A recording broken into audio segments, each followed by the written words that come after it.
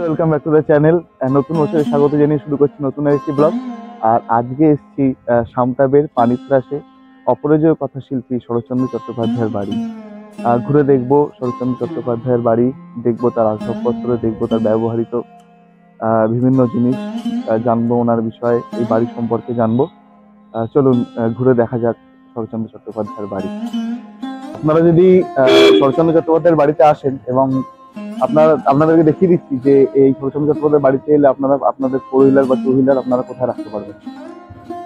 এই জায়গায় আপনাদের ফোর হুইলার বা টু হুইলারটা খুব ভালোভাবে রাখতে পারবেন।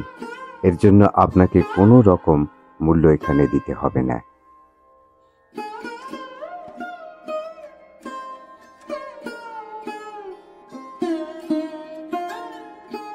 এটি হলো শরৎচন্দ্রের স্মৃতি বিজড়িত শরৎ কুটিরের প্রবেশদ্বার।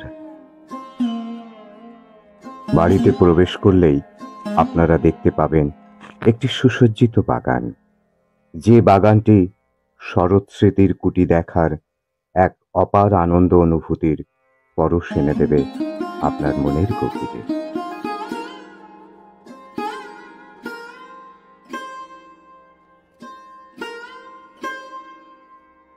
কুটিরে প্রবেশ করলেই বাম পাশে আমাদের চোখে পড়বে মানুষের দুঃখ এবং আনন্দকে যিনি সহানুভূতির চোখে দেখেছিলেন, সেই বাংলা কথা সাহিত্য সমুদ্রের অন্যতম নাবিক, অন্যতম দিশারি শরৎচন্দ্র চট্টোপাধ্যায়ের আবক্ষ মর্মর মূর্তি।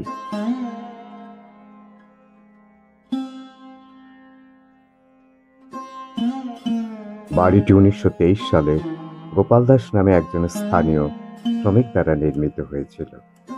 এই বাড়িতে বসেই তিনি দেবদাস, বৈকুণ্ঠের উইল, দেনা পাওনা, দত্তা, রামের সুমতি এবং মহেশ গল্পটি রচনা করেছিলেন। শরৎ কুটিরে আসলে আপনি পেয়ে যাবেন দুজন প্রদর্শক, যারা আপনাকে এই শরৎ স্মৃতি বিজড়িত বাড়িটির বিবরণ দেবে। চলুন জেনে নি তাদের মুখে এই বাড়িটির বিবরণ। এটা লিখতেন, এটা লেখার ঘর। এই যে চেয়ারটা রয়েছে, ওই চেয়ারটায় বসতেন, ওই টেবিলে খাতা রাখতেন, সোজা জানালাটা খুলে দিতেন। তখন বাঁশঝাড় পাঁচিলটা ছেড়ে রূপনারায়ণ নদী ক্ষেত দিয়ে বইতো। লাঠি রয়েছে লক্ষ্য রাখুন একদম কোণে, জুতো কাঁচের ভেতর সুতো দিয়ে বাঁধা রয়েছে 2 নম্বর র্যাকে। ওনার নিচে যে মৃত্যুসজ্জার ছবিটা রয়েছে, ওনার দ্বিতীয় পক্ষের স্ত্রী হিরণময়ী দেবী, এটা ওনার ছোট ভাই প্রকাশ চন্দ্র চট্টোপাধ্যায়। এটা বৈঠকখানার ঘর, ওখানে বসে সব বিপ্লবীদের মিটিং হতো। ডান দিকে ঘড়ি চলছে লক্ষ্য রাখুন, 100 বছর আগেকার ঘড়ি, একদিন দম দিলে 7 দিন চলবে। আলমারিতে যে বইগুলো রয়েছে উনি পড়াশোনা করতেন। একদম কোণে গড়গড়া রয়েছে, উনি তামাক খেতেন। তার পাশে ওটা ভালভসের রেডিও রয়েছে।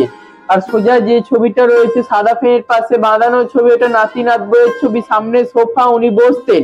ওটা বেলজিয়াম কাচের আয়না। ওইটা বৈঠকখানার ঘর, সব বিপ্লবীদের সাথে মিটিং হতো। সরকার রয়েছে লক্ষ্য রাখুন, চিকিৎসা এখন উনি বিনা পয়সায় গরিব দুঃখীদের হোমিওপ্যাথি চিকিৎসা করতেন।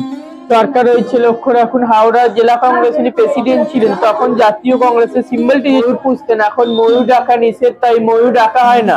ঠাকুর রয়েছে লক্ষ্য রাখুন, রাধাকৃষ্ণ ঠাকুর, শ্বেত পাথরের মূর্তি। চিত্তরঞ্জন দাস যখন দেশের উদ্দেশ্যে অ্যারেস্ট হয়ে গেছিল, ওনাকে দিয়ে গেছিলেন। এই ঠাকুরটা আজও নিত্য পুজো হয়।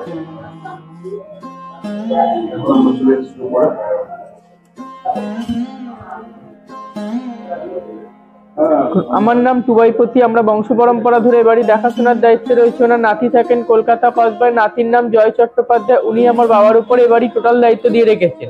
আমার সাথে যোগাযোগ করতে হলে আমার যোগাযোগের নাম্বারটি হলো 8537998629। যারা রূপনারায়ণ নদীর ধারে পিকনিক ও হোমস্টের জন্য যোগাযোগ করতে পারে। এটা ধানের গোলা, ধান থাকতো। আর টালির চালের ঘরটা হচ্ছে ঠাকুর ঘর। আর তখনকার দিনে বাথরুম বাড়ির বাইরে। এখানে রান্নাঘর ছিল দোতলা, 78 বন্যার রান্নাঘরটা পড়ে যায়, তারপর রান্নাঘরটা তৈরি হয় এই ফাঁকা জায়গাতে। এইটা বিপ্লবীদের পালিয়ে যাওয়ার রাস্তা, গোপন রাস্তা, ব্যাকডোর, সবুজ রঙের গেট।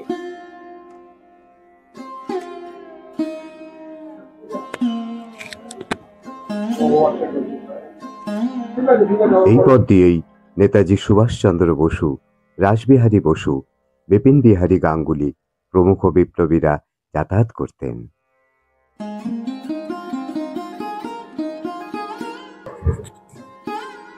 এখন আমি যাচ্ছি এই বাড়িরই উপরে, দোতলায়। সাধারণত এই বাড়িটি বার্মি চাদলে তৈরি।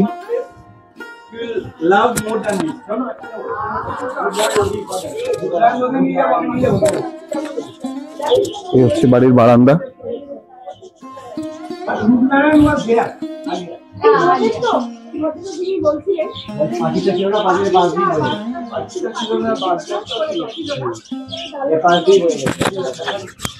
আর মূলত এটি দোতলায় ওনার শোয়ার ঘর। এই বাড়িটি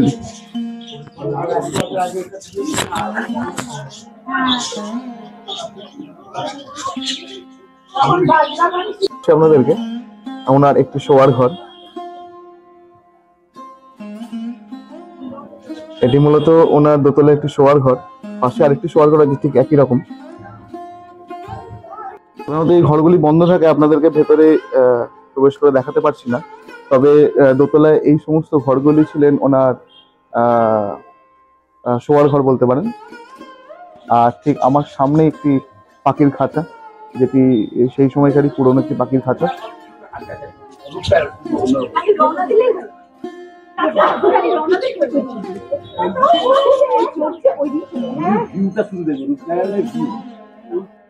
সামনে দেখতে পাচ্ছেন ওই দূরে দেখাচ্ছি, ওই যে দূরে হচ্ছে রূপনারায়ণ নদী।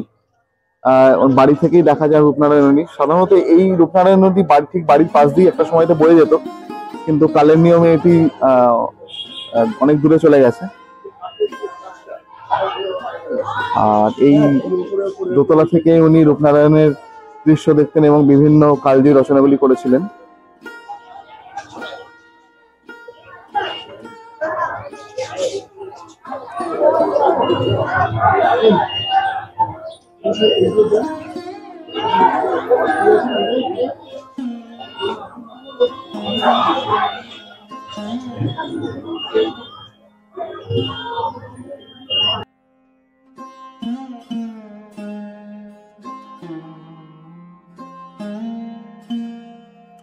কোথা থেকে এসেছেন আপনারা? আচ্ছা আচ্ছা, আগে কি এসেছেন এখানে?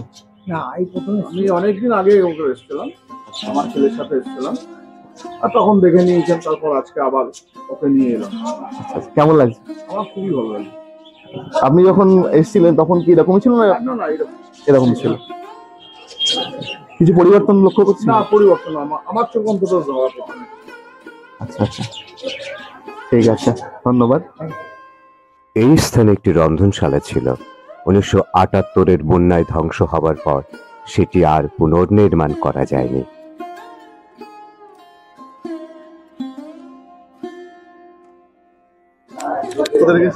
দমদম থেকে। না, আমি আরেকবার এসে ঘুরে গেছি। ওদের প্রথম। কেমন লাগে? খুব সুন্দর, ভীষণ সুন্দর। ঘুরেছেন, গেছেন? হ্যাঁ হ্যাঁ, সব দেখে এসেছি। আপনারা এই কজন এসেছেন? না, আমরা 23 জন। হ্যাঁ,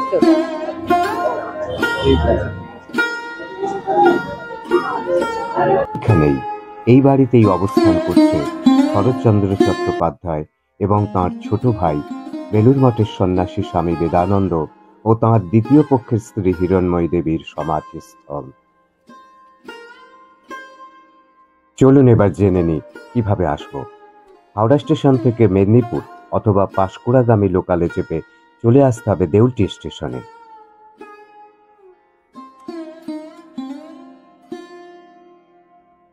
থেকে টোটোয় চেপে একেবারে চলে আসবেন শান্তাবেড়ের শরৎকুঠিতে।